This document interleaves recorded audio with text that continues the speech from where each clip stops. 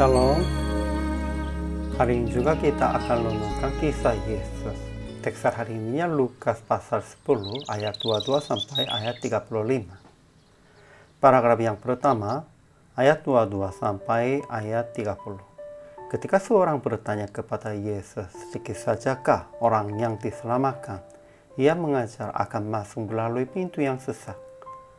Ada banyak orang yang tidak masuk dan dapat latap. Paragraf yang kedua, ayat 31 sampai 35. Ketika beberapa orang Farisi berkata kepadanya akan pergi dari daerah Herodes sebab Herodesnya hendak membunuhnya, Yesus berkata, "Aku harus meneruskan perjalananku sebab tidaklah semestinya seorang nabi dibunuh kalau tidak di Yerusalem." Kesimpulannya begitu. Ketika Yesus berjalan ke Yerusalem, seorang bertanya kepada Yesus, "Sedikit sajakah orang yang diselamatkan?" Yesus menjawab, "Berjuanglah untuk masuk melalui pintu yang sesak itu. Banyak orang akan berusaha untuk masuk, tetapi tidak akan dapat. Sungguh sedikit yang dapat diselamatkan." Banyak orang akan berusaha untuk masuk, tetapi tidak akan dapat. Sungguh sedikit yang dapat diselamatkan. Banyak orang berpikir, "Aku mengikutinya." Tetapi menurut Yesus, mereka yang melakukan kejahatan akan diusir dari hadapannya dan akan terdapat latap dan gertak gigi. Kemudian beberapa orang Farisi datang dan berkata kepada Yesus supaya pergi dari daerah itu sebab Herodes hendak membunuhnya. Namun Yesus berkata, "Aku harus meneruskan perjalananku sebab tidaklah semestinya seorang nabi dibunuh kalau tidak di Yerusalem." Ajaran tentang Yesus. Pertama, Yesus mengajar akan masuk melalui pintu yang sesak.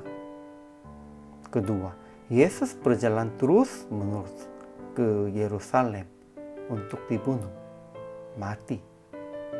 Ketiga, ia tetap tahu akan ditangkap oleh orang Yahudi dan akan mati di atas salib. Yesus Kristus sudah tahu dia akan mati di atas salib, namun tidak berhenti. Dan orang Farisinya katakan, "Ya, Herodesnya mau membunuh." Namun Yesus sudah tahu ia akan dibunuh oleh tangan orang Yahudi. Ajaran bagi kita. Pertama, kita juga harus berjalan dan masuk melalui jalan sempit dan pintu sesak yang banyak orang tidak mau memilih itu. Kedua, ada banyak orang berbuat yang jahat sekalipun berpikir bahwa mengikuti jalan Yesus. Ya, mereka berpikir, "Aku berjalan untuk mengikuti Yesus, aku memuliakan nama Yesus." Namun mereka hasilnya sebenarnya untung mereka, keuntungan mereka. Itu bukan jalan sempit dan pintu sesak. Mereka mencari metode sukses, mereka mencari berkat di dalam Yesus.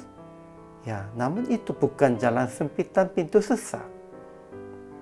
Ketiga, kita harus berjalan terus-menerus ke kerajaan Allah sekalipun ada banyak tantangan. Yesus pun juga sekalipun ada banyak tantangan berjalan terus. Kita juga harus mengikutinya jalan Yesus itu. Sehingga aplikasinya, pertama, jangan mencari metode yang sukses di dalam Alkitab dan ajaran Yesus, melainkan mengikuti jalan Yesus yang mengorbankan diri untuk laksanakan kehendak Tuhan. Ya, banyak orangnya mencari ayat-ayat sukses, ayat-ayat berkat. Namun bukan ini.